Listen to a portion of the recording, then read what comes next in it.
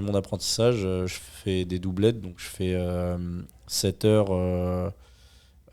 Moi, en apprenti, on me demandait toujours d'arriver un peu plus tard que les autres, donc genre à 8 heures au lieu de 7 heures. Mais du coup, moi, j'aimais pas du tout arriver après les autres parce que tout le monde se met en place et toi, t'arrives, tu dois pousser les autres pour te mettre en place, te trouver un poste de travail et tout, vu que c'était très serré. Du coup, je venais à 7 heures. Et je faisais 7 heures, 16 heures tous les jours à peu près. Et après, une fois que je finissais mon service à 16 heures, j'allais bosser chez Thierry Marx, où j'ai trouvé ma place à côté, donc dans l'aéroport. Je courais en tenue de cuisine et je prenais mon poste de 16h enfin 16h, 16h20 à 23h minuit, quoi. Voilà, je faisais ça tous les jours, presque. Bonjour, je suis Pascal. Et je suis Aymeric. On est dans le jus, le podcast hebdomadaire qui explore le monde passionnant de la restauration au Québec. Loin des clichés de la télé-réalité, à chaque épisode, nous recevons une ou un invité. Elle ou il nous partage son histoire, sa passion, ses coups de blues. Allez, c'est parti, on est dans le jus. Notre invité est français, il est cuisinier. Sur les réseaux sociaux, il partage des recettes, mais aussi une grande partie de sa vie. Il a décidé de passer un mois au Québec, découvrir, entre autres, la culture culinaire. Je ne sais pas s'il est courageux ou inconscient, mais il a décidé de venir au mois de janvier, et il a été gâté cette année parce qu'il y a eu de la neige et surtout, il a fait bain fret. Aujourd'hui, c'est Quentin qui est dans le jus. Salut Quentin. Salut les gars, ça va ? Ça va et toi ? Alors, Ouais, nickel. on t'appelle Quentin ou on t'appelle Kisto ? Vous pouvez m'appeler Quentin, c'est mieux. C'est pas ton nom caché. Non, du tout. En fait, pour la petite, pour comprendre tout de suite, en fait, ça se lit Cuisto. Donc en fait, en gros. Christo. exactement. Celui, il me disait Christo. Ah, machin, ouais, non, mais- toujours des Kisto. Mais il s'appelle pas C'est vrai, Christophe. c'est vrai que je suis sourd. En fait, c'est un peu bête, hein, mais j'aimais pas trop qu'on m'appelle le cuistot quand j'étais cuisinier. Parce que je trouvais que c'était un peu rabaissant. C'est un peu le mécano, le clope au bec, gros bide. Enfin, tu vois, c'est vraiment un peu crade sur les bords, tu vois. Alors que moi, j'avais une vision de ma cuisine un peu plus technique, quelque chose un art, quoi. Et donc, j'aimais bien dire que j'étais cuisinier, voilà, mais pas cuistot, ça m'énervait. Et du coup, quand j'ai commencé les réseaux, je me suis dit, en fait, c'est bête de s'énerver pour quelque chose d'aussi futile. Du coup, j'ai essayé de trouver un nom qui allait bien. Et donc, je me suis dit, je vais mettre le QI dans Cuisto. Et voilà. Tu dis, c'est bête de se prendre le chou pour un truc aussi bête, mais les mots ont quand même une importance énorme. Elles ont un impact encore plus gros. Et, Ouais, bien sûr. Donc, c'est pas si bête que ça. Non, c'est pas bête, mais je me suis dit, en fait, moi, je travaille quand même pas mal sur moi, en général. Et je me suis dit, comment je peux faire en sorte que. En fait, moi, j'ai envie d'avoir le moins de choses qui m'énervent au quotidien. Donc, en gros, je trouve des manières un peu pour brain mon cerveau à moi et me dire comment je peux ne pas m'énerver quand on me dit quelque chose ou quand on me fait quelque chose devant moi qui fait que ça pourrait me mettre. J'ai eu une gestion. Bon, après, en cuisine, ça arrive souvent, hein, je sais, mais j'ai eu une gestion de ma colère qui a été très compliquée pendant un moment. C'est pour ça qu'on te balance derrière le pas, c'est pas devant. Exactement, voilà. J'ai été un peu du côté des clients, mais je me suis fait très rapidement dégager de la salle parce que j'étais pas quelqu'un de très, de très malléable et diplomate, exactement. Du coup, voilà, ouais, c'est un peu pour ça que j'avais trouvé ce nom-là. Et puis au final, je trouve que ça va plutôt bien. Et puis maintenant, quand on m'appelle Cuisto, c'est juste mon nom, donc tout va bien. Ok, donc tu étais cuisinier professionnel dans quel type de resto et dans quelle région en France ? Ok, alors moi du coup j'étais au niveau de Paris, donc moi j'habite dans le 95 en France. Dans le nord de Paris, la banlieue nord de Paris ? Ouais, exactement. J'ai commencé en restauration collective, donc du coup, parce qu'à l'époque je sortais de 3e, j'ai fait une seconde générale parce que j'avais envie de faire de la cuisine. Donc là c'est 14-15 ans. Ouais, c'est ça, 14, 15, même 15-16, parce que du coup j'étais déjà en seconde générale et après j'ai redoublé ma seconde pour aller en bac pro cuisine, même si en vrai je passais pour les études générales, mais ça me plaisait pas du tout. Je suis pas du tout école, moi, vraiment. Déjà, j'ai fait un bac pro et un BTS, mais le BTS ça m'a saoulé, mais j'avais les capacités de le faire, du coup je l'ai fait, quoi. Donc BTS, c'est après le. C'est comme un cégep, en fait. C'est comme Ouais. le cégep. Ok, d'accord, ouais, C'est comme le d'accord, parce que j'avoue que j'ai pas les. Ouais. En fait, si tu dis seconde, Ouais. au Québec, c'est quand tu as 12 ans, quoi. Ah, ok, oui, c'est Parce que tu les. commences première année Ah, au oui. collège, tu commences première année, deuxième année, troisième année. Ok, d'accord. Ouais, Donc, c'est les primaires, c'est ça? Enfin, entre non, guillemets, c'est non? le secondaire. Ah, secondaire, Donc ok, tu as le d'accord. primaire où c'est première année, deuxième année, troisième Ok, année, d'accord. jusqu'à cinquième ou sixième année. Ok, Et secondaire, qui est l'équivalent du collège-lycée, où tu commences première ok. année, deuxième année, troisième Ok, année. ça marche un peu pareil en Belgique, si je dis pas de bêtises, je crois que c'est un peu pareil. Il n'y a qu'en France où c'est hyper compliqué Ouais, comme système. c'est vrai que c'est compliqué en France. Ok, donc et puis quand tu as eu 15-16 ans, tu voulais faire de la cuisine ou tu voulais ou on t'a dit bon bah, toi t'es un peu pourri à l'école donc on te met Non, en du tout, du cuisine. tout. Moi j'avais quand même sans faire grand chose, j'avais des notes correctes, donc j'avais pas trop de problèmes avec ça. Juste moi, j'ai mon oncle qui est cuisinier, donc du coup, c'était un peu. Vous avez fait de la cuisine, donc vous savez ce que c'est, hein. On n'est pas trop présent en famille en général, mais quand il était là, tout le monde était content de le voir, il faisait à manger, tout le monde était content. Donc tu sais, t'avais un peu cette image du tonton qui, quand il revient en famille, bah, on passe un super moment. Puis il y a un mec de la cuisine qui déconne à fond, machin. Donc, voilà. C'était un peu, pas une idole, mais en tout cas, j'aimais beaucoup cet aspect-là de mon oncle. Est-ce que tu as un souvenir d'un plat qui t'a fait, qui t'a marqué? Ouais, bah, j'ai pas vraiment de souvenir d'un plat en particulier, mais je sais qu'il avait tendance à venir à la maison. Donc c'est le petit frère de mon père.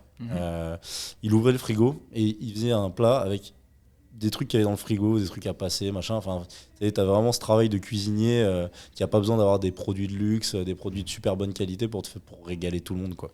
Et j'avais vraiment cet aspect-là en mode, je me disais, bah putain, c'est trop bien de pouvoir faire ça, parce qu'en vrai, moi, enfin, il y a plein de gens qui sont obligés d'aller faire des courses spécialement pour faire un plat, alors que l'inverse, c'est qu'un cuisinier qui sait cuisiner, il peut faire un super plat avec tout et n'importe quoi, quoi. Donc tu as commencé en cuisine collective. C'est ça, ouais. J'ai fait 2 ans en cuisine collective, donc mes 2 premières années de bac pro. Donc j'ai fait 5 ans d'apprentissage, hein. Donc Ok. j'étais tout le temps en train de jongler entre l'école et le travail. Mhm. J'ai fait donc 2 années en collectivité à Ivry-sur-Seine, donc dans le 94. Donc je faisais 2 heures aller, 2 heures retour tous les jours en transport. Et à l'époque, les transports, ça marchait pas bien. Donc c'était vraiment 2 heures aller, 2 heures retour minimum. Et quand il y avait des problèmes de transport, ça se démultipliait. C'était un peu fou, mais bon, c'était de la collectivité, donc je faisais 7 heures, 15 heures. C'était des horaires plutôt corrects quand on est jeune. Bon, j'avais 16 ans, donc de toute manière, en vrai, j'avais pas le droit de faire plus, quoi. Ouais, ça fait quand même des journées de 12 heures, hein. Ouais, c'est ça, mais bon, après, quand on passe aux journées de 15 heures, 7 jours sur 7, là, j'avais mes week-ends. Enfin bon, c'était bien pour commencer la restauration, en vrai, ça restait correct. Mais en tout cas, j'ai bien aimé commencer en collectivité, mais en fait, on a un peu inversé mon apprentissage. C'est-à-dire que moi, j'ai pas commencé par apprendre les taillages, les bases un peu ingrates. J'ai commencé par apprendre à faire des sauces, des plats en sauce, parce qu'en fait, on avait des légumiers qui faisaient tout. Et moi, j'étais plus en mode cuisine, quoi, cuisine. Et heureusement, j'ai eu un super chef à l'époque qui était un ancien du doyen, donc avant Yannick Aleno, hein, donc un vieux de la vieille qui prenait un peu sa retraite en collectivité et qui m'a transmis un peu, il était saucier, donc toutes les sauces étaient fait maison, parce qu'en fait dans les autres collectivités c'était des trucs en poudre, quoi. Donc là j'ai eu de la chance il m'a transmis sa passion, mine de rien, et il m'a aussi appris un petit peu à la dure, du coup, à l'ancienne. Donc beaucoup de pleurs, beaucoup de frustration, mais en soi c'était un bon apprentissage. Et au bout de 2 ans je me suis dit, bon, j'ai fait le tour, la collectivité ça va un moment, faut que j'aille voir ailleurs. Et mon oncle du coup qui était cuisinier, qui était lui gérant d'une cuisine chez Elior, me dit qu'il y a un restaurant qui va ouvrir en aéroport avec Guy Martin. Donc du coup une belle brasserie de luxe ou semi-gastro, ça dépend comment on voit la restauration et les niveaux. Mais du coup je me porte volontaire direct pour y aller en tant qu'apprenti, pour faire ma dernière année de bac pro. Et puis je savais pas que j'allais le faire, mais un BTS derrière du coup. Donc j'ai fait 3 ans là-bas, dont l'ouverture s'est super bien passée au début, un peu moins vers la fin. Je m'entendais plus avec le chef. Je m'entendais très bien avec mes collègues, mais à l'époque il y avait un énorme turnover sur la restauration. Donc tous ceux qui m'avaient un peu transmis leur passion, ils sont partis. Et après, c'était moi plutôt qui formais des gens qui arrivaient, mais vu que j'étais apprenti, il y avait une sorte de relation où tu les formes pendant 2 semaines, ils sont hyper hyper gratifiant. Et puis tu vas 2 semaines à l'école, tu reviens, t'es leur larbin, quoi. Donc, c'est un petit peu, c'est un petit peu, enfin, c'est très ingrat, en vrai, très ingrat. Au début, j'étais le seul apprenti, donc c'était plutôt agréable. J'étais quand même pris plutôt à partie. Les gens m'apprenaient pas mal, étaient pas au petit soin avec moi, mais en tout cas, ils étaient quand même très orientés sur moi. Puis après, on était 3-4 apprentis. Et moi, vu que j'étais le plus ancien, on portait plus beaucoup d'attention, alors que j'étais quand même encore en apprentissage. Mais par contre, on n'oubliait pas de me faire la sale besogne. Ça, c'était... Alors, est-ce que tu peux... Alors déjà, plusieurs questions, parce qu'on ne connaît pas trop ce système au Québec. L'alternance, là, est-ce que tu étais payé? Est-ce Ouais. que c'est... Oui, tu es En payé. gros, c'est un système plutôt cool en France. C'est que moi, j'étais à Ferrandi, donc du coup, grosse école à Paris de cuisine qui se développe, je crois, même dans le monde entier aujourd'hui. Et du coup, en fait, l'alternance, ça permet à l'entreprise de financer tes études. Donc, c'est l'entreprise, elle va avoir des avantages aussi à te prendre en tant qu'apprenti. Donc, elle va pouvoir beaucoup défiscaliser ton salaire. Et en plus, elle te paye tes études. Elle paye à l'école tes études. Donc, du coup, toi, tu gagnes de l'argent et puis en plus, tu payes pas tes études. Tu gagnes, si je me trompe pas, si je me rappelle bien, c'est genre l'équivalent de 600 € par mois. Quelque chose comme Ouais, ça. on va dire en moyenne, mais sur un bac pro, par exemple, la première année, tu vas gagner 300 €. Ça dépend aussi de ton âge, hein, évidemment. Moi, j'avais 16 ans, donc c'était 300 €. L'année d'après, la seconde année, c'est 500 €. Et après, quand tu passes les 18 ans, tu passes à 800 €, si je dis pas de bêtises. Et après, la dernière année, c'est 1000 €. Et, Donc c'est pas des gros salaires, non, mais l'entreprise pour qui tu travailles paye une partie de ta formation. voilà, exactement. Et donc c'est quand même un Ah bon oui, système. c'est un Et, super et système. tu travailles 2 semaines par mois, 2 semaines, 2 semaines, 2 semaines, 2 semaines, C'est ça, 2 semaines, 2 ça, semaines. ça dépend un petit peu des... bon, vous savez, je sais qu'au Québec, vous avez beaucoup moins de vacances qu'en France. Mais alors nous, on était professionnels, hein, donc du coup, c'était 5 semaines par an. Mais dès qu'il y avait des vacances scolaires en France, l'école fermait, donc on pouvait rester 3-4 semaines en entreprise. Mais sinon, c'est 2 semaines en général. Après, ce qui est compliqué, c'est que tu as beaucoup de mal à prendre des habitudes. Donc, ouais. au travail, ce qui est bien, c'est que bon, t'arrives, tu fais ton truc, machin. Là, quand tu pars, tout le monde prend ses aises. Et toi, quand tu reviens, t'as plus trop ta place. Donc, il faut la refaire en 2 semaines. D'ici que la carte est changée, Exactement, c'est galère, faut se remettre dans le bain. Il suffit qu'ils aient fait le changement de carte pendant que tu étais à l'école. Quand tu reviens, tu te fais perdu. détruire, quoi. Vraiment. Et puis, on te prend pour une merde et tout, alors qu'on t'a envoyé les fiches techniques. Toi, tu les as révisées, mais tu te rends compte que personne suit les fiches techniques. Donc, du coup, tu te retrouves autant perdu et t'as révisé pour rien. C'était terrible. Donc là, tu dis c'est difficile de faire ta place quand tu reviens. Ça se passe comment en fait? C'est des regards, t'as pas ta place habituelle, il faut que tu retrouves un poste de travail. Ouais, c'est ça, c'est un ressenti parce que déjà, quand t'es apprenti, c'est dur de jouer des épaules avec les salariés, quoi. Même si t'es salarié aussi, c'est dur de Surtout que t'es jeune aussi. Ouais, oui. C'est ça, oui, t'es jeune, tu vois. Jeune. Moi, à l'époque, j'avais 18-19 ans quand j'ai commencé là-bas.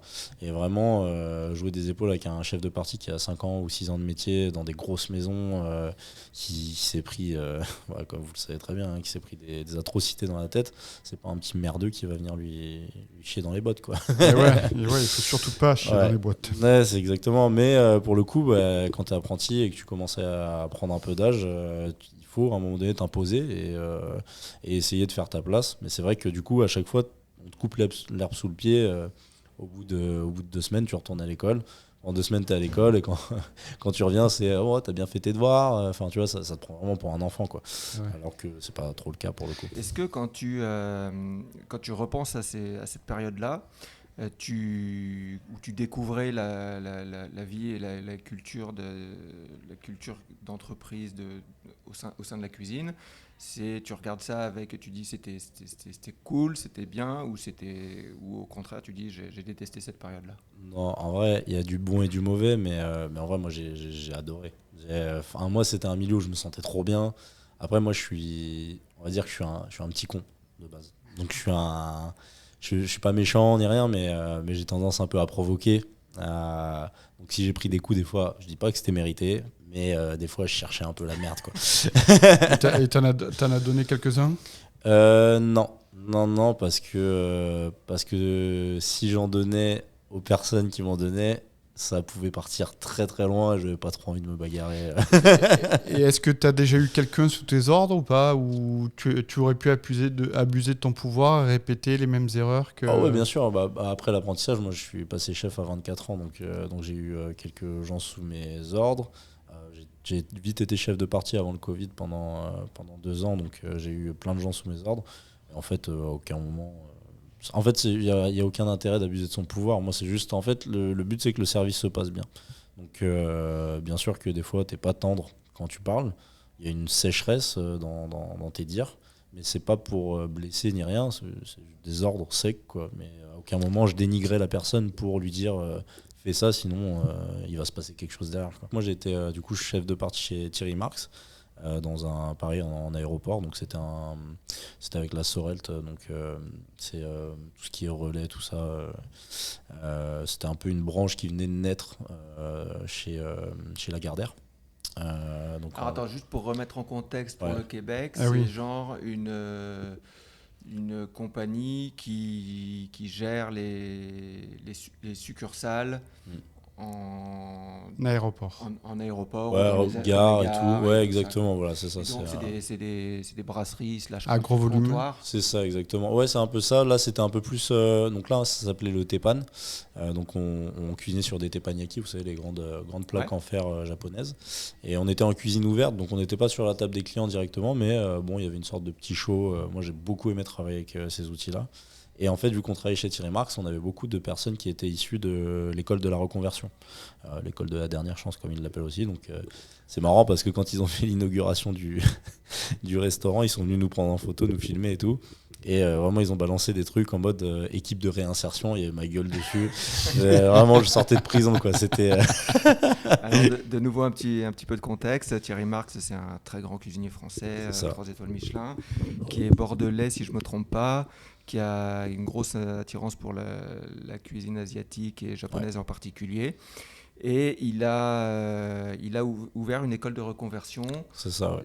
Est-ce que tu parleras sûrement mieux que moi? En fait, en gros, c'est assez rapide, hein, mais c'est une école de reconversion où ça peut être très bien pour les personnes assez âgées, de 40 à 50 ans en général, qui ont eu une grande carrière dans un métier, mais qui ont décidé de commencer une nouvelle passion. On va dire que c'est assez pratique pour lui parce que ça lui fait quand même de la main-d'œuvre, mais pas expérimentée. Donc, du coup, il doit les former, tout ça. Ça dure 6 mois à peu près, 6 mois, 1 an. Souvent, ils vont dans des gastros, dans des étoilés de chez Thierry Marx. Donc, ça, c'est bien pour Thierry Marx et pour les gens qui font leur reconversion aussi. Le truc qui est triste, c'est qu'ils font quand même beaucoup de pluches. C'est quand ils vont dans les étoilés, un mec en reconversion ou en stage, entre guillemets. Déjà, les apprentis, on n'est pas bien traités en cuisine, mais alors les stagiaires, c'est rien de pire, je crois. Vraiment, on a 2 systèmes, il y a l'apprentissage et il y a les stages, donc qui sont plus en initial, où tu as encore tes vacances scolaires, tout ça, mais tu fais genre 1 ou 2 mois de stage. Mais bon, quand tu as un mec 1 ou 2 mois, tu prends aucun temps pour lui apprendre parce qu'en fait, tu sais qu'il va se casser, quoi. Et du coup, nous, on avait ces personnes-là qui avaient fini la reconversion, mais qui arrivaient dans notre resto, ils pensaient tout savoir, quoi. Vraiment, puis c'est des gens qui sont un peu passionnés par la cuisine quand même, mais la cuisine chez eux, pas la cuisine en milieu professionnel. Donc moi, j'avais 21 ans, j'étais demi-chef de parti au début. Pendant 9 mois après, je suis passé chef de parti. Mais au début, donner des ordres à des gens de 40-50 ans qui sont bornés comme pas possible, qui me prennent pour leur fiston... au début, t'es une sorte de pitbull, quoi. Genre, t'y vas, tu dis, écoute, c'est comme ça que tu fais. Moi, je te verrais, fais comme ça plutôt. Ah non, c'est bon, je sais faire. Ah bon, ok. Et tu vois, j'ai pas la réaction d'un vrai supérieur en mode, ah non, tu m'écoutes, tu fais comme ça. Non, moi, j'étais plus en mode, ok. Bon, tu veux pas m'écouter. Tu fais de la merde. Non, même pas, je dis jamais que les personnes faisaient de la merde ou quoi que ce soit. Pour moi, il y a des fois, tu peux apprendre même de la personne la plus feignante en cuisine, celui qu'on va te dire, ah lui, il écoute pas ce qu'il dit parce qu'il fait tout le temps de la merde. Moi, je trouve qu'il faut écouter ce que tout le monde dit. Tu filtres, tu trouves des fois dans des, tu vois, dans les, comment ça s'appelle dans les manières de faire des gens, tu peux découvrir des techniques absolument géniales qui peuvent t'apporter beaucoup aussi. Et voilà, quand les gens me disaient « Ouais, non, laisse-moi faire, c'est bon, moi je sais faire, machin », je dis « Bon, tu sais quoi, on se retrouve au moment du service. » Et puis on verra si ça se passe bien, mais je sais d'avance que ça va pas bien se passer, tu vois. Donc du coup, moi je gère mon poste, et puis en plus, bah, du coup, la personne qui était très souvent au froid, moi j'étais aux garnitures juste à côté, se retrouvait dans le jus. Ça s'y prête plutôt pas mal pour le podcast. Mais du coup, ouais, j'arrivais pendant le service et je la voyais en pleine galère. Et du coup, j'arrivais, je dis, bon, bah, du coup, là, tu mets tout le monde dans la merde, là, pour le coup, c'est... Ah non, mais c'est bon, fais-le si t'es aussi fort que ça. Et donc, du coup, bah, à ce moment-là, je le fais. Et la personne voit que je gère. Et après, elle m'écoute. Mais je préfère faire ça comme ça, en général, pour être pédagogue, en fait, ça sert à rien d'être méchant avec les personnes qui veulent pas comprendre. Bah, des fois, il y a des gens qui sont bornés. Ça sert à rien de leur crier dessus. Des fois, ça va à controverse. Faut les mettre dans le bain. Et puis, Ouais, une c'est ça. fois qu'ils sont dans le bain, ils comprennent qu'il y a des techniques plus efficaces que d'autres. Exactement. Et puis même qui créent leur technique à eux. Tu vois, moi, il y a des fois, il y a des gens, je les voyais travailler, je disais, bah, putain, c'est super intelligent ce qu'il fait. Parce qu'il s'est pas conforté dans ce qu'on lui a dit. Arrête de réfléchir, c'est beaucoup ce qu'on dit en cuisine, hein, c'est triste, hein, mais quand tu commences, et je comprends aussi un peu que ce soit le cas au début, on dit bah réfléchis pas trop et fais ce qu'on te dit, tu vois. Mais au bout d'un moment, quand tu commences à avoir un petit niveau en cuisine, il faut rallumer le cerveau, quoi. Enfin, je veux dire, parce que moi j'avais des collègues en apprentissage, quand on était à l'école, je disais bah tu fais ça comme ça et tout, ça risque d'être amer, ça va pas être bon. Ah non, moi mon chef il m'a dit de faire comme ça, je fais comme ça. Et au résultat, la prof elle dit bah c'est dégueulasse. Et elle dit bah t'aurais dû faire comme ça, comme ça. Et il se retourne vers moi, il me regarde, il me dit ah, bah, tu m'avais dit de faire comme ça en plus. Je dis bah ouais bon, je suis pas ta mère non plus. Déjà je te donnais un conseil, c'était gratuit en fait. J'ai à aucun moment je suis là pour faire le malin ou quoi que ce soit. C'est plutôt pour que toi tu sortes un truc bien qui te plaise. Après voilà, il y a de toutes sortes en cuisine, hein. Vraiment on a du mal, mais c'est vrai qu'avec toutes ces reconversions, il y a des gens formidables, des gens qui t'apportent humainement et tout, qui ont été managers dans plein d'autres endroits, qui t'apprennent énormément de choses. Et il y a des gens qui sont bornés comme pas possible, c'est hyper compliqué de les manager, un jour ça va, un jour ça va pas. Bon, voilà. Mais en tout cas du coup tu apprends beaucoup quand c'est aussi jeune, avec des personnes aussi avec autant d'écart, 20 ans d'écart, tu te dis bon, si j'arrive à me faire respecter là, c'est cool, quoi, déjà. Donc, tu as travaillé avec Thierry Marx là, 3 ans, c'est ça? Ouais, c'est ça. Bah, en fait, il y a eu le Covid entre-temps. Donc, Ok. du coup, moi, j'ai fait... en gros, c'est 2 ans et demi, 3 ans. Ça nous a coupé pendant le Covid. Donc, moi, j'ai trouvé une place ailleurs. Alors, je faisais des extras en doublette, hein, tout le temps. Même quand j'étais chez Thierry Marx, je travaillais le matin. Et puis, le soir, j'allais travailler dans un Novotel à côté de chez moi, dans un château, qui était... C'était pas exceptionnel, mais bon, moi je voulais juste faire des sous, hein. Quand il y avait des soirées qui n'étaient pas trop animées, je m'entraînais à faire des dressages, des trucs qui me faisaient kiffer, quoi. Et du coup, une fois qu'il y a eu le Covid, bah, le château où je faisais mes extras, il a pris feu. Et le restaurant de Thierry Max, il n'a jamais rouvert. Et d'ailleurs, bah, maintenant, il est fermé, quoi. On n'est jamais retourné travailler là-bas. Et du coup, après, donc pendant le Covid, je me suis dit, bah, il faut que je trouve une nouvelle place. Parce que déjà, le Covid, ça m'a fait bizarre de passer 80 heures semaine à zéro, quoi. J'étais en mode dépression. Qu'est-ce que je fais de ma vie? Alors, à 0 heure, c'est ça, hein? Ouais, à 0 heure de ouais. travail, Ouais, pas 0 0 heure de... dollars. Ah, pas 0. Ouais, on avait un chômage partiel, mais bon, on était tellement mal payé à l'époque. Moi, j'étais payé en tant que demi-chef de partie. Non, en tant que chef de partie, j'étais payé 1005. Alors, 1005, ça fait à peu près 2000... 2002, 2200 dollars. Mais par mois. Ouais, par mois. Ouais, par mois, parce ouais. qu'au Québec, t'es payé aux 2 semaines. Ouais, 2 semaines, ouais, c'est ça. Là, par contre, tu comptes pas tes heures, hein. Non, vraiment, tu comptes pas tes heures. Mais par contre, aux 80 heures semaine, je montais à 2005 euros, donc ce qui doit faire un peu plus de 3000 dollars, j'imagine. Mais bon, le taux horaire restait ridicule, en vrai. Pour l'énergie qu'on y mettait, c'était compliqué, quoi. Est-ce que tu peux nous parler un peu de l'ambiance générale? Travailler dans un aéroport, quand même, ça doit être particulier. Bah, c'est marrant parce que, surtout pendant mon apprentissage, c'était spécial parce que j'étais sous douane. Donc, du coup, tous les jours, il fallait passer le badge, empreinte, se faire fouiller. Bon, c'était tous les jours pareil. C'était compliqué. Donc tu venais pas avec tes couteaux, j'imagine? Bah si, on pouvait les ramener, mais une fois qu'on les ramenait, il fallait les prendre en photo, les signer, mettre une empreinte pour dire que c'est les tiens, parce que s'ils se retrouvent dans un avion, bah, c'est toi le terroriste en fait.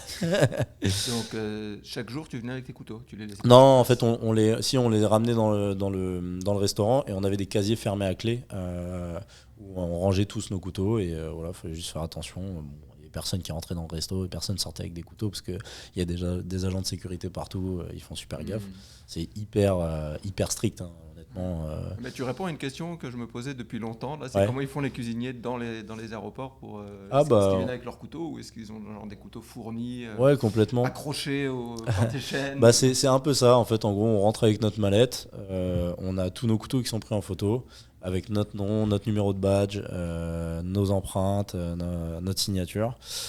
Faut savoir que sous douane, tous nos casiers judiciaires sont pris aussi, donc les gens qui travaillent sous douane, ils n'ont pas de casier judiciaire en général, ou très peu, c'est genre des conneries sans faire arrêter par la police. C'est légal ici, tu peux y aller. Oui, c'est vrai, non, enfin de la drogue sur eux, tu vois, mais des conneries sur lesquelles, ça représente pas un risque pour l'aéroport, quoi. Et encore, en général, ils ont du mal à avoir leur badge, genre ça met 6 mois parce qu'il y a une enquête, il y a tout ce qu'il y a autour, mais c'est hyper sécurisé. Ce qui était bizarre, c'est qu'on recevait la marchandise à l'extérieur de l'aéroport, et après on passait avec une sorte d'armoire. On mettait tout dedans, on devait tout déclarer ce qu'il y avait dedans, on se faisait fouiller, machin, et regarder en dessous, au-dessus s'il y avait pas un truc. Enfin bon, c'était assez sécurisé pour le coup, mais c'était un peu chiant parce que du coup notre économa il était à l'extérieur et il fallait ramener la bouffe au niveau de l'aéroport avec ce chariot, quoi. Ah ouais, donc t'as intérêt à penser à ta mise en place quand tu vas à l'économa, quoi. Exactement. Après on avait notre épicerie, enfin on avait un stockage sur place, mais vu qu'on n'avait pas beaucoup de place, fallait tous les jours faire des allers-retours. Donc il fallait prévoir en amont, demander à notre économe de monter toutes les denrées dont on avait besoin assez tôt le matin, quoi. Et après, c'est une routine que tu prends au fur et à mesure, hein. C'est comme tout, hein, de toute manière. Mais c'est vrai que c'est plus agréable de travailler avec ces frigos directement plein, quoi. Et quand je travaillais chez Thierry Marx, c'était en aéroport, mais c'était pas sous douane, pour le coup. Donc là, c'était beaucoup plus agréable. Tu reçois directement tes commandes, hop, on range tout et puis on peut se mettre à bosser, quoi. Et ouais, parce que lui, ses employés, ils avaient des casiers par contre. Là, pour le coup, nous on n'avait pas de réinsertion pour le coup. On avait que des gens qui faisaient des reconversions professionnelles classiques, quoi. J'avoue, j'aurais été un peu moins serein de manager des anciens prisonniers. Parce qu'il faut savoir que c'est quand même une de ses spécialités. En fait. Ouais, c'est ça. Ouais, il donne sa chance à tout le monde. Il y a des gens tout le monde mérite d'avoir une deuxième chance, je pense. Alors, le rythme de travail dans un aéroport, ça doit être impressionnant. Tu faisais combien de couverts? Le rythme de travail, il est assez intense, surtout quand il y a des retards de vol. Quand il y a des retards de vol, il y a ce qu'on appelle les vouchers. Qui donnent aux passagers en fonction de leur classe dans les avions. Et en gros, c'est tenez un billet de 30-50 € à aller dépenser dans les commerces, mais pour manger un morceau et tout. Alors du coup, dès qu'il y avait un retard de vol, on le voyait en avance et on disait là, attention, on va se faire ouvrir. Mais et tu prends 200 clients d'un coup. Ouais, c'est ça, exactement. C'est plein, ça prend du emporté, il y a d'un coup un rush. Et s'il y a des retards toute la journée, on se fait détruire toute la journée, quoi. C'est jusqu'à pas d'heure.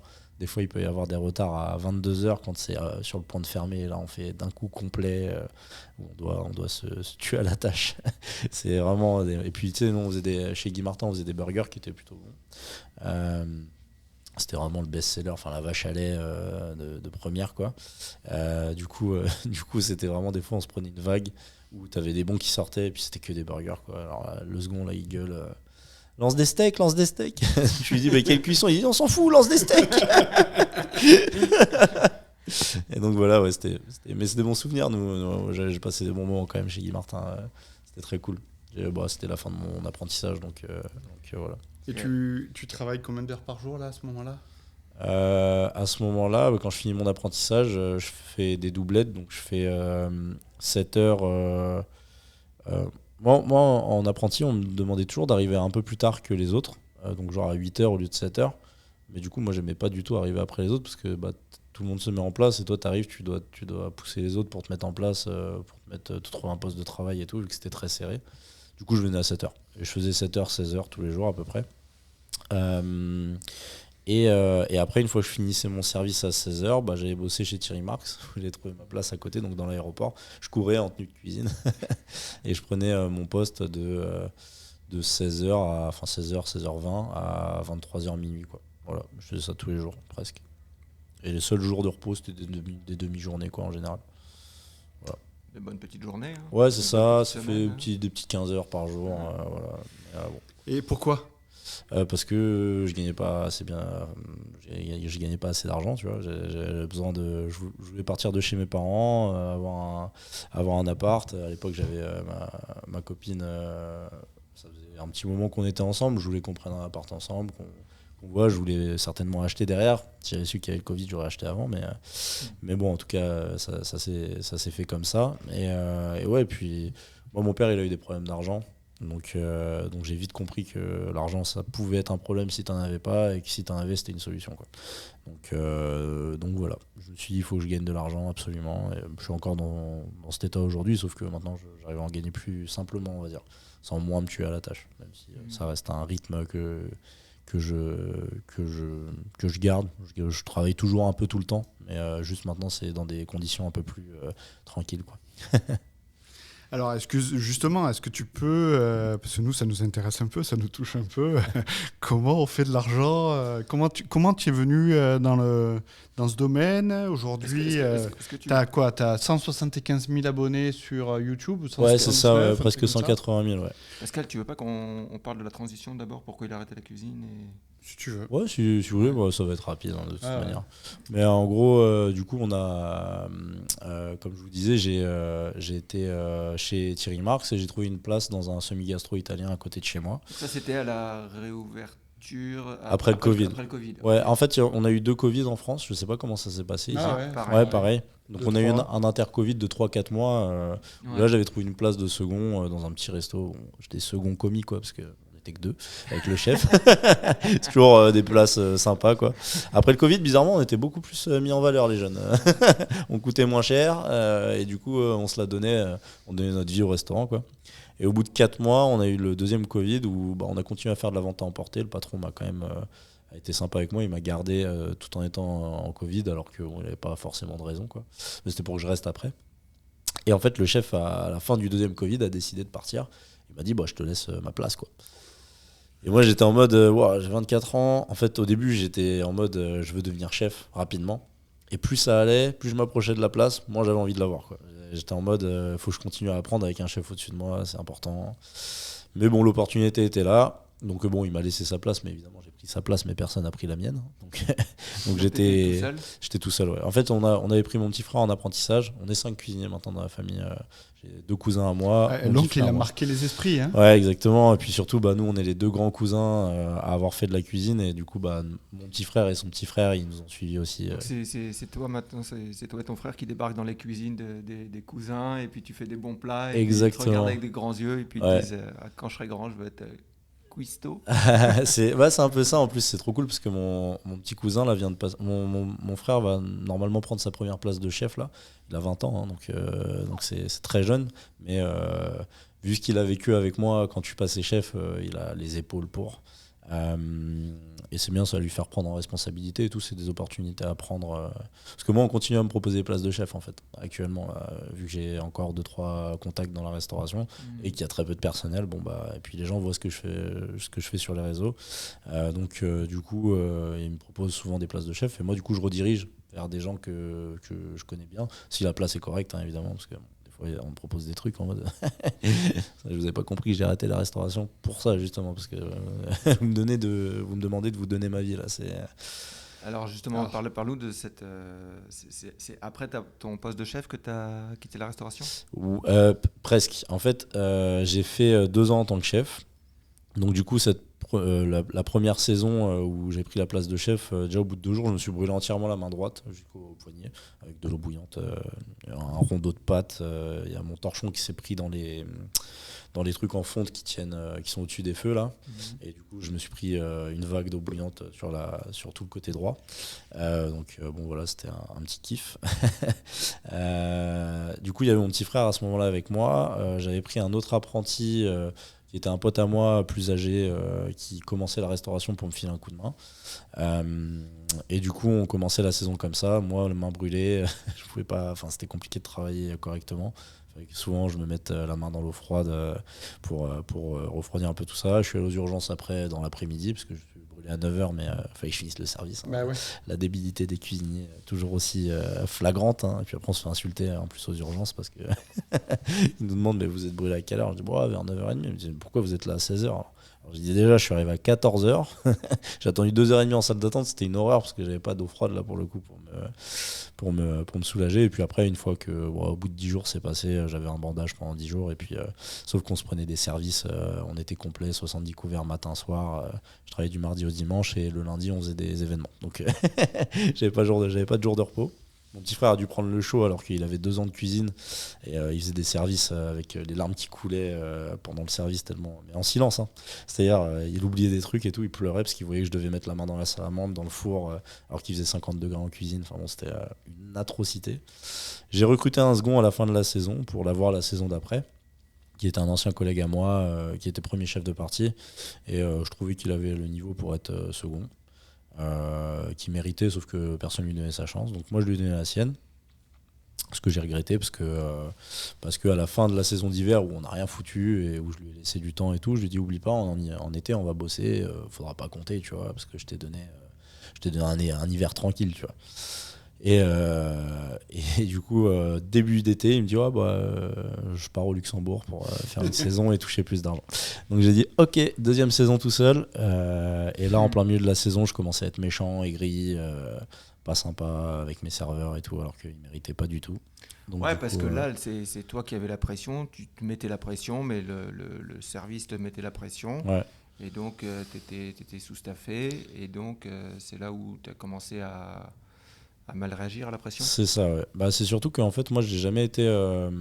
Toutes mes cartes, je les faisais en. C'était pas mes cartes en fait, c'était la carte de tout le monde, quoi. Tout le monde donnait son avis, mes serveurs ils goûtaient des trucs, ils me disaient je verrais bien ça et tout. Je dis trop bien, on essaye, hop, c'est meilleur, on met ça à la carte, tu vois. Et les gens qui venaient me voir en cuisine, merci chef, c'est tout ce que vous avez. Enfin, c'était très bon ce que vous avez fait, machin. Bon, moi, je les redirigeais vers mes cuisiniers, vers les gens qui ont fait le taf, quoi, parce que c'est pas que moi en fait, tu vois. Même c'est pas moi du tout, tu vois. Moi j'étais là pour. Je suis le chef d'orchestre, quoi. Et, sans l'orchestre, je suis le chef avec une baguette, quoi. Il y a rien qui sort, on n'entend rien, tu vois. C'est un peu c'est un peu comme ça que je pensais. Et par contre, s'il y avait un problème et que c'était l'erreur de quelqu'un de mon équipe ou d'un serveur, je prenais tout sur moi parce que en tant que manager, on est responsable de ce qui sort. Donc si c'est sorti et qu'on n'a pas vu, c'est de notre faute. C'est pas de la faute de la personne en direct. Mes cuisiniers étaient largement assez intelligents pour comprendre qu'ils avaient fait une erreur. Je suis pas obligé de leur remettre dans la gueule directement derrière, quoi. Déjà que la pression était assez rude, j'avais pas besoin de rajouter ça.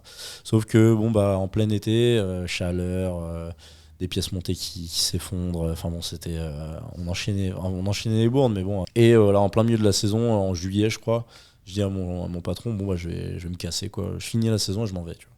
Donc moi ça m'a fait du bien de dire ça, de relâcher. Comme ça j'ai pu commencer à chercher du taf ailleurs. Et lui m'a pas pris au sérieux, donc il a pas recruté, mais bon c'est pas grave. Ils sont quand même sortis.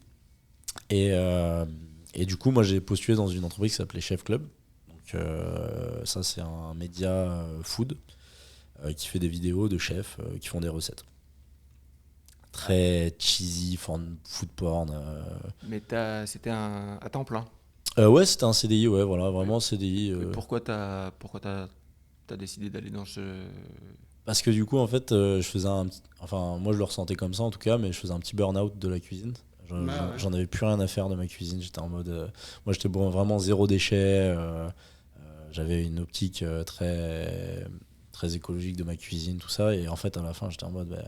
En fait, quoi bon, quoi. Je me tue la santé pour tout ça. Et au final, je récolte quoi de me sentir malheureux, pas pouvoir me regarder dans le miroir et être méchant avec les gens que j'aime bien. C'est pas normal, quoi. Et du coup, je postule dans cette. En fait, j'ai toujours voulu mettre un pied dans l'audiovisuel. Mais vu quand t'as fait 10 ans de cuisine, tu sais faire que ça, quoi. Je m'y connaissais un petit peu en informatique avec les PC, les téléphones et tout. Mais j'avais aucune vision artistique. Je pense qu'il y a quand même des études qui sont faites pour ça. Il y a des raisons, quoi. T'avais pas fait de vidéos sur TikTok pendant la pandémie ou quoi que ce soit, non? Vraiment pas. À l'époque, je les regardais, mais j'en faisais pas parce que déjà j'étais dans un petit appart avec une petite cuisine, ça se prêtait pas vraiment au jeu. Et du coup, en fait, 4 jours après avoir quitté mon poste de chef et avoir été engagé chez Chef Club, donc en octobre 2022, si je dis pas de bêtises, je me fais une rupture du tendon d'Achille. Donc ça, c'est le relâchement. Dès que je quitte un poste, où je prends une nouvelle place ou un truc comme ça, je me blesse, où mon corps il relâche. Et là, c'était la rupture du tendon d'Achille, donc c'était un peu fat. J'ai pris 2 mois et demi d'arrêt maladie. Alors, je venais d'acheter ma maison, j'avais plus un sou. Enfin, bon, c'était un peu la galère. Quoi. Tu commences un taf depuis 4 jours. Ouais, c'est ça. Et en fait, je suis en mode, dans 2 mois et demi, quoi. Mais limite à l'année prochaine, parce qu'en fait, c'était en octobre et du coup, je revenais en janvier, quoi. Et j'ai dû me faire opérer. C'était hyper compliqué. Je venais d'acheter ma maison avec mon ex-copine. Et donc j'avais une belle cuisine, la cuisine qu'on voit dans les vidéos. Et en fait, je suis en mode, on m'a un peu appris à tourner les vidéos comme ils le veulent chez Chef Club. Il faut que j'apprenne à tourner, parce que si je reviens et que j'ai pas skill up, je me fais dégager, quoi. Parce que je suis en période d'essai et là, c'est pas le moment, quoi. Et du coup, c'est là que je commence à me filmer. Donc, je mets une chaise au milieu de ma cuisine. Je pose mon genou avec mon plâtre dessus. J'ai mes béquilles à porter si jamais j'ai besoin de me déplacer. Et je commence à me filmer d'une main, à couper de l'autre, à faire mes recettes, à faire des petits burgers et des trucs comme ça. Et je me dis, je vais poster une vidéo par jour pendant 1 an. Et on voit ce que ça donne, quoi. Pendant 1 an? Ouais, pendant 1 an. Ah, quand même. Hein. Ouais. Là, ça, c'est la première année. C'était bien charbon. Tu t'es dit, pendant 1 an, je me force à poster une vidéo par jour. Ouais, c'est ça. Alors, en fait, pour moi, c'est ce que j'appelle la méthode Squeezie. Ça, c'est Instagram, TikTok, YouTube, c'est quel Ouais, sur les 3 moi, dès le début, en fait, j'ai fait toutes les plateformes. Donc, Instagram, Facebook, YouTube, TikTok et Snapchat. Donc, en fait, ouais, Snapchat. Ouais. En fait, TikTok a... C'est un jeune, hein. moi, pour vous dire, je connais rien à Snapchat, je l'utilise jamais. Juste, je sais que c'est un... En fait, TikTok a formaté tous les autres réseaux sociaux pour avoir ce format vertical. Donc, en fait, je faisais une vidéo et je pouvais le poster 5 fois. Qui pouvait toucher 5 communautés différentes. Et en fait, tu pollinises, quoi. Tu fais en sorte que ta vidéo a le plus de chances de percer si elle est bonne. Et en général, je l'ai vu au fur et à mesure, mais une bonne vidéo, elle perce sur tous les réseaux en général. Et une mauvaise vidéo, elle perce pas, et puis c'est tout, quoi. Et il faut apprendre. En fait, moi, je suis beaucoup dans la production, en gros. En gros, moi, je fais. Et puis après, je vois. Et je progresse au fur et à mesure en faisant, quoi. Au début, je savais pas faire de montage, je savais pas filmer, je savais pas. T'avais du matos déjà? J'avais rien, j'avais mon tel, quoi. J'avais mon téléphone qui avait 256 Go. Je faisais 3 vidéos, j'avais plus de place. Il buguait, j'étais obligé de le mettre au frigo tellement il chauffait quand j'étais en train de cuisiner. Je le mettais au congèle pour vite qu'il refroidisse parce que j'avais mon truc qui était en train de chauffer et qui venait de s'éteindre parce qu'il était trop chaud. Enfin, c'était l'angoisse. Et du coup, au fur et à mesure, en fait, j'ai été monétisé sur TikTok avant de retourner chez Chef Club. Enfin, au moment où je suis retourné chez Chef Club. Et oui, que j'étais en galère de thunes et que je commençais à gagner de l'argent avec TikTok parce que ça a très bien marché au début. Je me suis dit let's go, on continue à envoyer. Au début je m'étais dit c'est une vidéo par jour pendant 1 an, mais en vrai je savais pas si j'allais le tenir ou pas, tu vois. Tu l'as tenu? Ouais, je l'ai tenu, pas une journée en moins. J'ai fait 365 vidéos. Et ça a percé au bout de donc quand t'es rentré, donc au bout de 3 mois? Ouais, non, même pas. Ça a percé avant ça. En fait, c'est juste j'ai été monétisé. Moi j'ai percé que sur des bad buzz, donc c'est à dire qu'en gros j'ai fait sur TikTok j'ai fait un foie gras au micro-ondes. Donc du coup c'était le soir de la finale de Coupe du Monde, si je dis pas de bêtises, France-Argentine en 2022. Donc c'était genre le 18 ou 19 décembre, un truc comme ça. Je poste la vidéo du foie gras au micro-ondes parce que c'est les fêtes. Donc du coup j'explique comment faire un foie gras au micro-ondes parce que c'est une technique qui fonctionne bien. Et pour les gens qui n'ont pas de four, qui n'ont rien, c'est une bonne technique, c'est facile et c'est rapide. Et c'est meilleur que les foie gras qu'on achète dans le commerce, quoi. Tout fait. Et du coup, je regarde pas forcément comment fonctionne la vidéo, et puis je vois en rentrant, 8000 vues, tu vois. C'était vraiment beaucoup de vues par rapport à ce que je faisais d'habitude. C'était plus de 1000 en général, mais là, 8000, c'était beaucoup, quoi. 15 minutes après, je vois 21 000. Je me dis, oh putain, ça perce et tout. Je dis, vas-y, je regarde plus jusqu'à ce soir avant d'aller me coucher. Et vraiment, je me reconnecte avant de me coucher, je vois 200 000 vues. Wow. Et je vois 500 commentaires. Je me dis, mais qu'est-ce qui se passe? Je regarde les commentaires, je me fais tuer, vraiment. J'ai l'impression que ma carrière, elle est terminée. Je passe pour la pire des merdes. Déjà, maltraitance animale. Et de l'autre côté, les puristes de la cuisine qui me disent, t'as pas honte de faire ça, c'est horrible, un produit de luxe comme ça. J'étais en mode, bon, qu'est-ce que je peux dire? En fait, quand t'as pas de communauté, personne te défend, quoi. T'es tout seul. Et donc là, tu le prends personnellement, j'imagine. Ah ouais, c'est terrible au début. Ah, vraiment, en plus c'est pas comme si tu gagnais de l'argent avec les réseaux ou quoi que ce soit. Là, c'est vraiment gratuit, quoi. Tu te prends une sauce gratuite et le lendemain, c'est à plus de 700 000 vues et ça continue à envoyer. Et puis, en fait, après, tu comprends que c'est ça qui fait fonctionner aussi. Hein. Il y en a plein qui font des erreurs exprès dans les vidéos pour que ça commente et que ça. Mais alors les premiers commentaires, est-ce que tu essaies d'y répondre? Ou tu essaies d'y répondre et puis Je réponds à tout le monde et je me fais chier à la gueule ouvertement, quoi. Mais voilà, tu vois, après, c'est tristement ceux qui commentent et qui sont méchants dans les commentaires ou par message et tout, c'est ceux qui en font le moins, tu vois. Ils n'ont jamais fait de foie gras de leur vie, ils sont plus en mode, ils ont entendu un truc quelque part et du coup ils le répètent, ou ils s'indignent alors que... Enfin, de toute façon, pour commenter une vidéo, en mal, faut rien avoir à faire de sa vie, franchement. C'est descendre quelqu'un gratuitement comme ça, c'est juste que, en général, tu as de la frustration, c'est un peu comme les chefs qui sont méchants, hein, c'est de la frustration. Et tu libères cette frustration. Tu penses que c'est gratuit et que la personne ne va pas l'écouter, mais on est tous concernés dans l'influence, dans la food et tout. On prend très à cœur les trucs comme ça et ça détruit des gens, franchement. Donc ne faites pas ça. Et donc là, cette fameuse vidéo du foie gras perce dans toutes les... fait le même nombre de vues dans toutes les... Alors au début, pas du tout. Vraiment, au début, quand t'as pas de communauté sur les réseaux, c'est très différent. Donc sur TikTok, il y avait une sorte de tunnel à ce moment-là. On est beaucoup à avoir percé au même moment. Et du coup, je prends pas mal d'abonnés. Et c'est au bout de 10 000 abonnés que t'es monétisé, quoi. Donc du coup, c'est pour ça que je dis que j'ai percé genre en fin décembre. Et j'ai été monétisé que début janvier, quand je suis revenu au travail pour commencer. Et ça aussi, c'était game changer à mon travail, c'est qu'en mode, il a réussi à percer. Enfin, à percer. Pour eux, je suis un caca dans l'océan. C'est vraiment... Chef Club, c'est 23 millions d'abonnés sur Facebook, quoi. C'est une ponte. Voilà. Mais oui, je connais voilà, ça. Voilà. Mais voilà, c'est pas non plus de la très grande cuisine. Ils avaient pas une très belle image. Donc moi, quand j'arrive, je suis un peu le chef où il faut faire des plus beaux plats qui sont un peu moins gourmands dans le sens très cheesy, très américain. C'est plutôt pour le Facebook français qui, eux, veulent des plats un peu plus du terroir ou des choses comme ça. Donc là, on commence à faire de l'os à moelle, on commence à faire des trucs sympas. Et du coup, le fait que j'ai réussi à percer tout seul sur les réseaux, c'est un game changer parce qu'ils se disent, tiens, lui, il s'est investi en perso, tu vois, sur le côté. Surtout que j'avais pris les devants et que j'étais pas resté 2 mois et demi dans mon lit à attendre que ma cheville cicatrise, quoi. Parce que je suis revenu avec une botte, hein, quand même. Hein. Donc, une botte, des talonnettes comme ça sous le talon. Et surtout, j'ai fait, parce que je me suis brisé le tendon d'Achille, rompu le tendon d'Achille au bout de 4 jours. Mais le 5e jour, je suis venu travailler. Je me suis fait un strap, parce que pour moi, c'était une entorse. Donc, je voulais pas savoir. Je venais de commencer mon taf. Je me dit, c'est impossible que je me fasse une blessure qui m'oblige à rester à la maison, tu vois. Donc, j'ai fait un strap, je suis venu en béquille, du 95 jusqu'à Paris, hein, dans le 10e. Et j'arrive, je pose mes béquilles et je marche. Donc, je marche, mais je douille, quoi. Vraiment, je suis au bout de ma vie. Je n'étais pas censé savoir marcher avec une rupture du tendon d'Achille, mais quand tu alignes bien ta jambe, en général, les articulations s'emboîtent et tu peux faire un peu comme... Enfin, tu boites, quoi. Et donc, j'ai fait ma journée de travail. Je suis parti un peu plus tôt quand même parce que je voulais essayer de prendre un rendez-vous chez le médecin. Et puis, c'est là qu'on m'a dit, bon, c'est mort, hein, faut que tu te fasses opérer, machin. Et là, c'était la descente aux enfers pour moi. J'avais plus d'argent, je venais d'acheter ma maison. Pour moi, j'allais tout perdre. Et j'allais perdre aussi mon nouveau travail qui était un peu l'Eldorado, start-up, que des jeunes et tout. Parce qu'en restauration... tu travailles quand même beaucoup avec des personnes qui ont 10-15 ans de plus que toi, tu vois, en général. C'est pour ça que tu prends très vite en maturité aussi.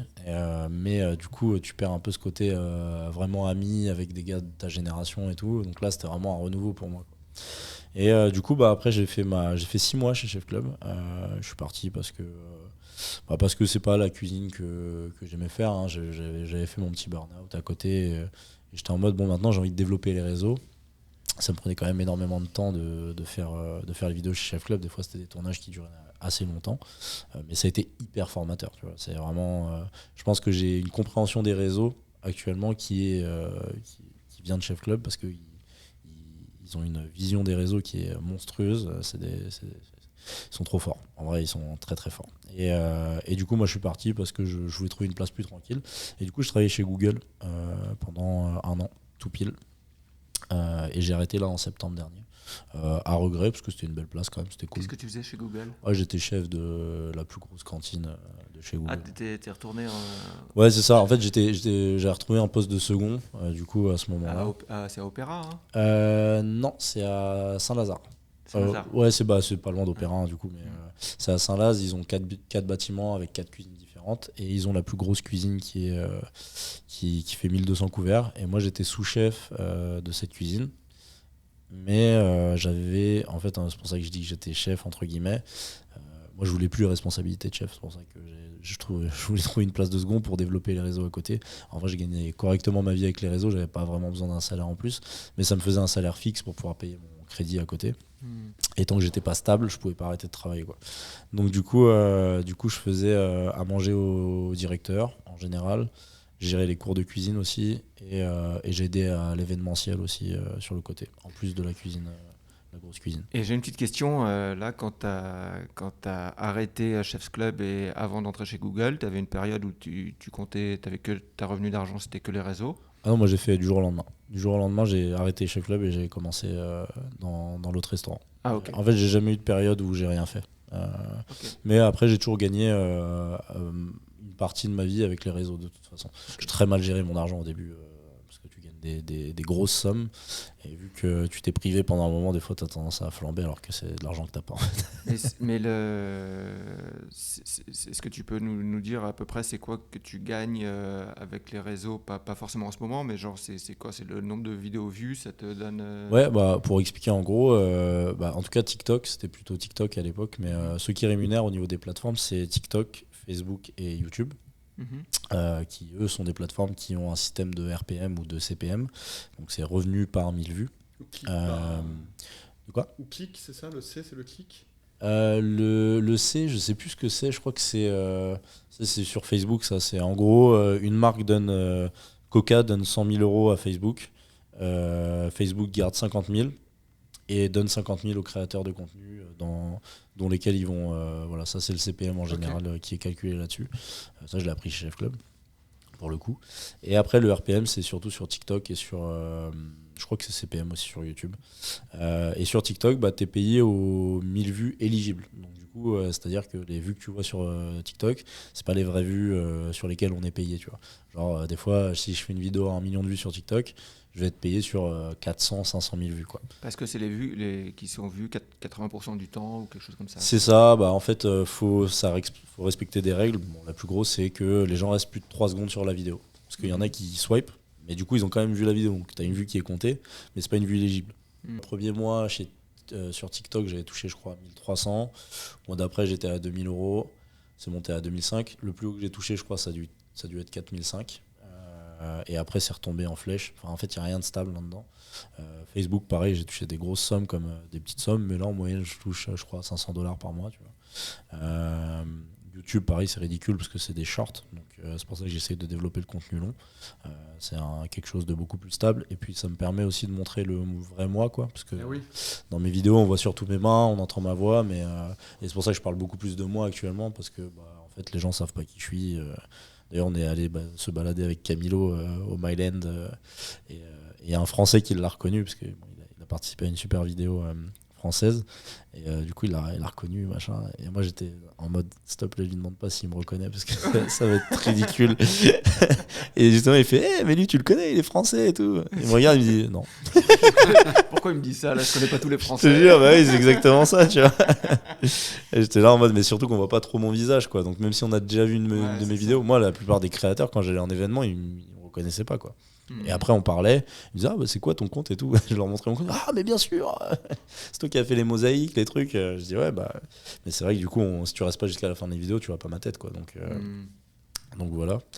Et ouais, du coup voilà, je vivais du coup de mon taf plus des réseaux pendant 2 ans à peu près 2 ans, parce que là en novembre dernier ça faisait 2 ans, mais j'ai arrêté en septembre du coup de travailler à côté, et là je suis à plein temps création de contenu, et du coup je développe d'autres trucs comme YouTube sur le long format avec des vlogs, je vais faire d'autres trucs encore, je pense.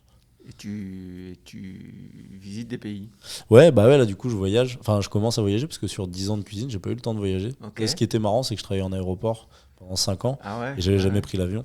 Donc c'était un peu le running gag où je voyais des avions décoller toute la journée, mais j'avais jamais pris l'avion à l'époque. Entre temps je l'ai pris après quand même, mais j'ai très peu voyagé, quoi. J'ai fait un petit peu, je suis allé à Zanzibar je crois 10 jours, j'ai fait l'Italie un peu, mais sinon je partais en Belgique, mais bon c'est à côté de la France, donc y a rien d'exceptionnel. J'ai dû faire Amsterdam une fois aussi, pour visiter. Ouais. Ah, je vous jure, là, je suis pas.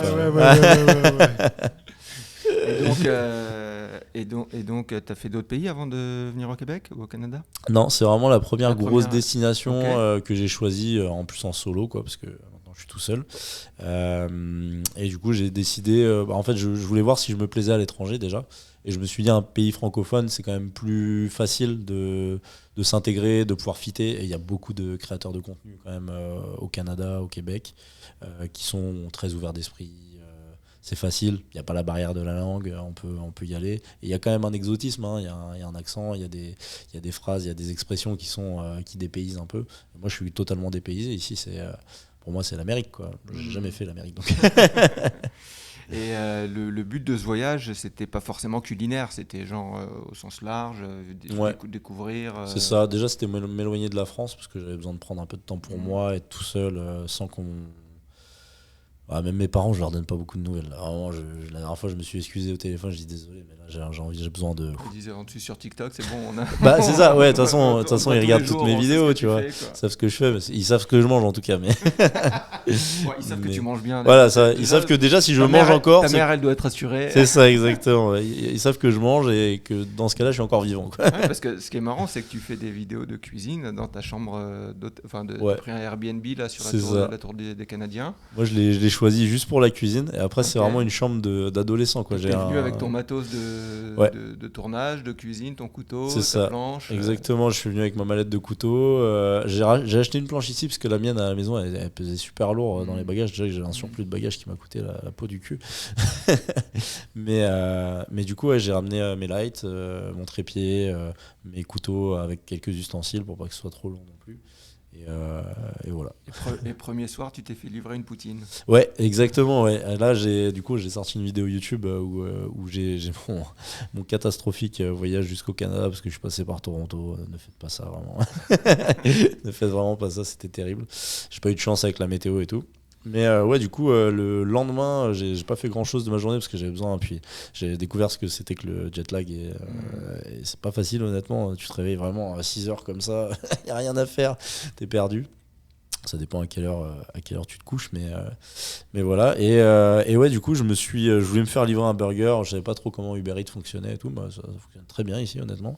Et j'ai pris, je crois que c'était chez Pattyslap, je crois, le burger. Et j'ai vu qu'il y avait de la poutine en side qu'on pouvait prendre. Donc, du coup, je dis, bon, bah, autant tenter. Je me doute bien que ça va pas être la meilleure poutine que je puisse manger. Déjà, c'est du Uber Eats. Surtout à emporter là. C'est ça, exactement. Et moi, j'étais plutôt choqué parce que ça arrivait plutôt vite et tout. J'en ai recommandé une fois, je crois, depuis, et c'était vraiment pas pareil, c'était moins bon, grave. Pourtant, c'était au même endroit. Mais là, le livreur a dû faire des détours un peu pour livrer d'autres gens. Là, pour le coup, je l'ai eu quand même pas mal fraîche et je trouvais ça bon parce qu'en fait, j'avais aucune idée, j'avais jamais goûté ça. Ouais, de la sauce, des frites avec de la sauce et du fromage, j'étais un peu en mode, bon, à quoi ça va ressembler, à quoi ça va goûter. Mais honnêtement, c'est quand même très très bon. Bah, c'est très gras, quoi. Mais voilà, c'est très bon. Et du coup, j'ai décidé d'en refaire une à la maison. Je me suis un peu renseigné sur la conception. Puis c'était pour prendre la cuisine en main, pour commencer à tourner mes vidéos. Donc évidemment, j'ai pas fait de jus de bœuf réduit ou de consommé réduit, parce que bon, laisse tomber. Ouais, mais tu t'es fait chier à faire une vraie friture, pas des frites au four. Et exactement. Ça change tout sur la Ah poutine, oui, c'est clair. Complètement, les frites étaient excellentes. La pomme de terre russet, du coup, que j'ai utilisée pour faire les frites, que je connaissais pas du tout. Pomme de terre plutôt à chair blanche, très très bonne pour faire des frites, un peu style allumette, pas trop grosse. Ouais. Pareil, le fromage, là, le cheddar en grains. Là, T'as une bonne hotte chez toi quand même? Ouais, ça puait la friture pendant 2 jours. Là, j'ai refait de la friture il y a 2 jours. Pareil, mes pulls et tout, toutes mes affaires sentent le graillon. C'est terrible. C'est les sides, les backstage de la cuisine. Hein. C'est beau, tout propre quand tu vois la vidéo, mais de l'autre côté, tu t'endors avec des odeurs d'huile assez pesantes. Bon, et puis le Québec, ça c'est un de nos combats avec Pascal. C'est pas que la gastronomie au Québec, c'est pas que la poutine. Non, bien sûr. Est-ce que t'as trouvé des trucs sympas? T'as été manger au resto? Raconte-nous un peu ce que t'as fait. Déjà, il faut dire qu'il y a une cantine qui est pas trop mal. Ouais. Là où on est actuellement, du coup. Ouais, le Boulevardier, le resto de l'Hôtel Germain. Merci à notre ami commun Florimond Anto, le chef de cuisine, qui nous accueille gentiment ici. J'ai l'impression de bosser ici parce que je suis venu plusieurs fois déjà et honnêtement, c'est très très bon. Il a mis un petit salon privé à notre disposition. Ouais, c'est magnimagnifique. Là, on est bien bien reçu. Hein. On est royal, on Ouais. est royal, on est toujours bien reçu ici, ça c'est clair. Et puis t'as mangé au resto là parce que Ouais. c'est sérieux. J'ai mangé le midi un peu plus brasserie, classique, mais très très bien exécuté, des goûts super bons. Et puis ça se voit qu'en cuisine, il se la donne pour que ce soit bon. Et après, j'ai fait une soirée un peu en collab, là, du coup, où là, on a mangé un peu plus gastro, des petites assiettes avec des. Et honnêtement, on s'est régalé, franchement, très honnêtement. Alors, je sais pas si c'est. Parce que c'est quand même très poussé sur de la gastronomie française, entre guillemets. Donc, ça va être de la bavette, des jus de viande, tout ça. Je sais, en fait, j'ai du mal à identifier la gastronomie québécoise en premier lieu.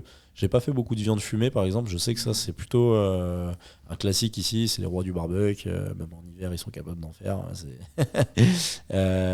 Mais en tout cas, la gastronomie qui est établie au Québec, je suis allé au Barocco aussi de Jérémy Falissard, où j'ai très bien mangé. J'ai parlé avec les cuisiniers qui sont des passionnés. Et ça se voit que les gars savent cuisiner de fou, quoi. Et d'ailleurs, si j'ai bien compris, les étoiles arrivent là. Donc Dans quelques mois. Ouais, le guide Michelin fait ses premiers pas ici. Je pense que ça va aller très vite. Hein. Il y en a qui méritent, j'ai l'impression, depuis un petit moment. Mais c'est vrai que du coup, il y a un peu ce truc-là de quand on parle du Québec, on n'en parle pas forcément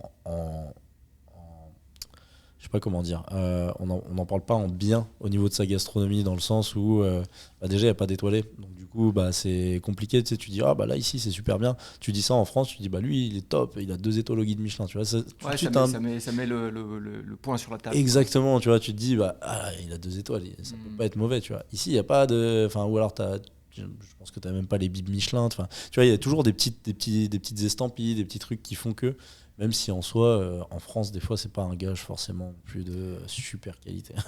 Mais c'est une référence que tout le monde connaît. Et puis, tu as décidé d'arrêter la gastronomie, la restauration, pardon. Ouais. C'est fait un peu doucement, mais il y a eu quand même... tu es revenu un peu chez Google. Ouais, c'est ça. En fait, au bout de 10 ans de cuisine, je me suis dit, bon, est-ce que j'ai envie de faire ça toute ma vie ? Honnêtement, vu les 10 années que j'ai données à la restauration, vraiment j'ai donné 10 ans de ma vie à la restauration. Donc ça m'a beaucoup apporté en expérience, en humanité, en maturité. J'ai énormément appris, mais j'ai passé de mes 16 à mes 28 ans, 27. J'ai passé ma vie en cuisine, donc c'est-à-dire que j'étais très loin de ma famille, j'avais pas de vie privée. Très loin de mes amis, je me suis fait que des amis beaucoup plus âgés que moi parce que je travaillais avec des personnes beaucoup plus âgées que moi, donc j'ai dit au revoir à mon adolescence, à ma fin d'adolescence et à mon début en tant qu'adulte. J'ai pas fait la fête, j'ai très peu expérimenté ça, et là maintenant je redécouvre un peu tout ça, mais bon, ça va, c'est cool. En vrai, moi j'aime bien parce que du coup, je le redécouvre à 28 ans. Là, maintenant, on a de la thune pour pouvoir s'amuser. Donc ça, c'est cool. Ce qu'on n'a pas quand on a 20 ans, quoi. Un peu moins, en tout cas. Et surtout, on est beaucoup plus stable dans sa tête. Donc on peut doser quand même tout ça. Est-ce que tu as fait des burn-out ? Est-ce que tu penses que tu en as fait ? S'ils n'ont pas été déclarés ? Il y a eu une décision, tu dis j'avais assez donné, mais il y a eu un petit dégoût. Ouais, complètement. Je pense que, alors c'est un peu compliqué, mais on en parlait souvent avec mon patron à l'époque quand j'étais chef. On pensait qu'en restauration, on est tout le temps en burn-out. On est en constant burn-out. C'est marrant. C'est juste que on a tellement la hargne du travail, la passion qui nous maintient, et le fait qu'en cuisine, on a... moi je le sentais comme ça, mais moi je m'interdisais d'arrêter de travailler. C'était vraiment fallait être là, malade ou pas malade, blessé ou pas blessé. On est des guerriers. On est des guerriers. Brûlé ou pas brûlé. Exactement. Oui, brûlé, mais au sens littéral. Sens littéral ou de l'intérieur, tu vois, pour le burn-out, pour le coup. Mais c'est ce qu'on se disait, en fait. On voyait beaucoup de gens qui travaillaient dans des bureaux, qui subissaient du harcèlement et tout. Il n'y a rien de facile dans tout ça. Hein. Mais le métier de la restauration, il est dur, franchement. En fait, une fois que tu as fait ce métier-là, tu peux faire ce que tu veux derrière. À part peut-être les maçons et les gens dans le bâtiment, il n'y a pas vraiment de métier plus difficile que la restauration, mentalement et physiquement parlant. Quand tu allies les deux, la La restauration, c'est compliqué, hein, honnêtement. Et c'est pour ça que je dis ce qu'on disait, c'est que voilà, on est en constant burn-out. C'est juste qu'on s'en rend pas compte, parce qu'on avance, en fait, on regarde tout droit, on regarde pas dans le passé, on n'a pas le temps de réfléchir aussi. Hein. Quand t'as beaucoup, c'est pour ça que les embrouilles dans les restaurants, c'est que dans les restaurants qui fonctionnent pas très bien. C'est-à-dire que quand t'es tout le temps dans le rush, il y a des embrouilles sur le tas, tu vois, des trucs où mais à la fin du service, ça se règle en 2 secondes et tout le monde rigole, tout le monde se tape dans le dos. Une petite on boit un bière, café, petite bière, puis, on fume une clope et c'est terminé, quoi. Ah ouais. Alors que dans un restaurant qui tourne pas, c'est des grosses embrouilles qui se créent parce que machin sort avec je sais pas qui. T'as le plus le T'as le temps. stress, t'as la pression qui se monte et puis exactement. C'est en tension constante. Le patron il met plus de pression aussi parce que ça tourne pas. Exactement. Le chef il met plus de pression parce que ça tourne pas, lui là, et puis donc t'as plus de tension et puis le moindre petit truc, ça prend des proportions énormes. Exactement, ouais. Non, c'est monstrueux. Et est-ce que tu trouves que le côté difficile du métier, tu parlais de harcèlement et tout, en France, s'améliore depuis la fin du Covid ou... Oui, déjà il y a un tri qui s'est fait, hein, quand même. Mine de rien, les passionnés sont restés, les gens pas passionnés ont compris qu'ils pouvaient gagner autant d'argent en faisant moins d'heures de travail, ce qui est totalement vrai. Hein. Et du coup, ouais, ça s'améliore parce que maintenant qu'il n'y a plus de personnel, tu peux plus prendre le temps tu peux plus te dire je vais maltraiter mon personnel parce qu'en fait je vais pas pouvoir les garder, quoi. Tu peux plus te dire je vais le payer au rabais. Exactement, parce qu'il va se casser, parce que quelqu'un va mieux le payer. Là, honnêtement, actuellement, je trouve que en France, le salarié a le pouvoir vraiment, en cuisine en tout cas. Moi, si j'étais encore dans le milieu, je briserais mes patrons. Vraiment, c'est-à-dire que je leur ferais la misère. Au premier mot de travers, c'est la prochaine fois que tu me parles comme ça, c'est je pose mon tablier, je me casse, sans aucun sourcillement, parce que à l'époque, quand tu faisais ça, le mec il disait mais attends, mais casse-toi.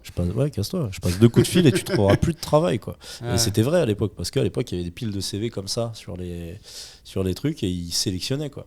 Aujourd'hui, c'est plus le cas. Aujourd'hui, il n'y a plus aucun CV sur le truc, c'est que du bouche à oreille. Faut leur donner des soirées, des week-ends, des bonnes vacances, des bonnes conditions de travail et tout. Et c'est super.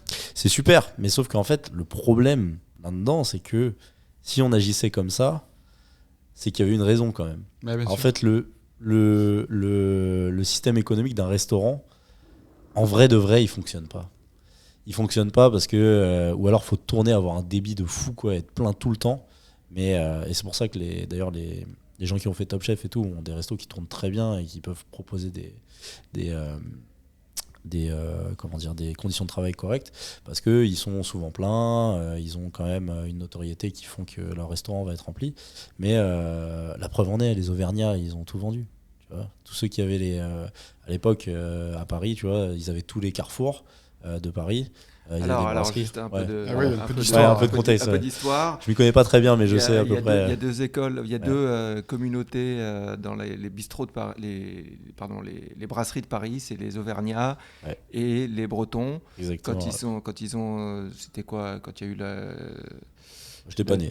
Non, mais c'est genre dans les années première partie du XXe siècle. Oui, ça doit être ça, ouais, je pense. Et donc ils ont ramené, il y a les fermes qui fermaient à la campagne, et donc ils sont montés à Paris et puis ils ont monté des bistrots. Et il y a une grosse communauté d'Auvergnats. C'était un peu la mafia. Un peu la mafia, ouais. C'était un peu la mafia. La mafia des bougnats, comme on c'est ça. Tu t'ouvrais pas ton resto sans être d'accord avec eux, quoi. Sinon ils te bousillaient au niveau des fournisseurs. C'était grosse communauté, des pressions énormes. Et donc c'est sur les gros carrefours, donc les grosses avenues. Les grosses avenues, là où tu as des 3-4 grosses avenues qui se rencontrent, et puis tu as des carrefours avec 2-3 brasserie. C'est ça, monstrueuse, avec énormément de places. 150 places, 200 places, les serveurs en papillon. Ouais, exactement. Et à l'époque, on va pas se mentir, hein, ça faisait du black, hein, à la mort. Hein. Alors ça, le black, c'est de l'argent cash. Ouais, c'est ça, argent cash. Il y avait du cash à l'époque, donc on pouvait faire passer beaucoup d'oseille sous le...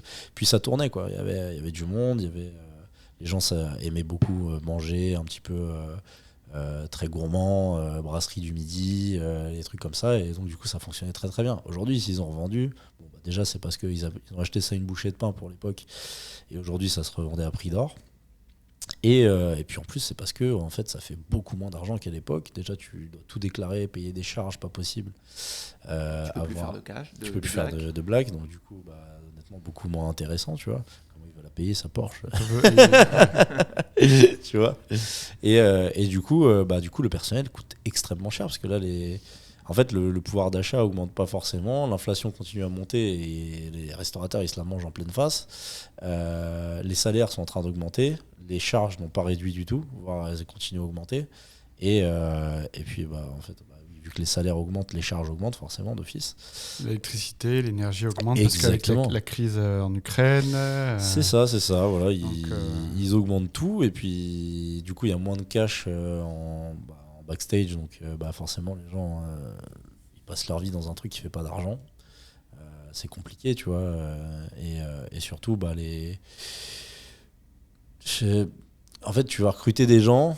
Tu sais pas si ça va marcher tout le temps. Par exemple, imaginons, tu travailles un peu plus à la saison, tu vas recruter des gars en saisonnier, mais aujourd'hui, tu as de plus en plus de mal à les loger. Tu vois, par exemple, la saison, c'était bien parce qu'à l'époque, tu étais logé. Donc, du coup, tu vivais chez tes parents 2-3 mois à l'intersaison. Tu partais en saison, tu étais logé, tu avais ton salaire dans ta poche. Tu étais content.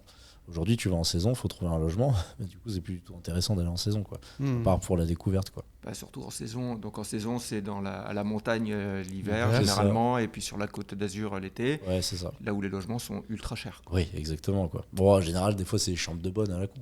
Mais t'es quand même logé, tu t'en fous un petit peu. On va bientôt arriver à la fin. Là, moi, il y a quand même une question qui me taraude depuis tout à l'heure. Là. C'est, tu as été influencé apparemment par ton oncle. Ouais. Alors, est-ce que tu as eu des conversations récemment avec lui pour parler, pour faire... Est-ce qu'il est toujours dans le métier ? Ouais. Donc, il avait son restaurant sur Pézenas, dans le sud, à côté de Montpellier, Béziers, dans le sud de la France. Et après, ça a toujours été un peu compliqué d'avoir des conversation très profonde avec lui. C'est un peu le cuisinier solide, dur. Tu l'as vu dans notre œil ? Ouais, c'est ça, voilà. En fait, moi, ça va être plus profond avec moi, mais rentrer dans son intimité avec lui, c'est un peu plus compliqué. Mais je sais qu'aujourd'hui, en tout cas, j'arrive à avoir des discussions plus profondes avec lui parce que je suis du métier, que les autres personnes de la famille, il va très peu se livrer, il va très peu dire ses problèmes. Et ça, c'est un problème de cuisinier. Même moi, je suis dans le même cas, tu te crées une carapace, quoi. Mais la façon de communiquer, c'est de faire la bouffe. Ouais, c'est un peu ça aussi.